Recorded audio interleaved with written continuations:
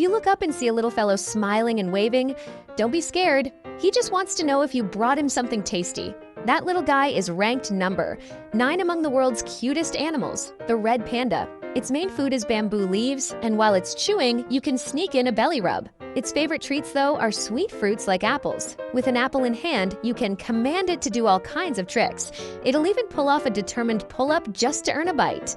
Originally, it was simply called panda. When scientists first discovered it in 1825, they gave it that name. But after the giant panda was found in 1869, the name got taken, and this little guy had to settle for being called the red panda. Its personality is a mix of dog and cat. When you rub its belly, it resists like a puppy, and its calls even sound like a puppy's. But it's as clean as a cat, licking its paws to wipe its face and keeping itself neat. Some hotels have even offered a red panda wake-up service, with the service fee being nothing more than a bite of apple. With such an adorable red panda, what color sack would you pick to sneak one home?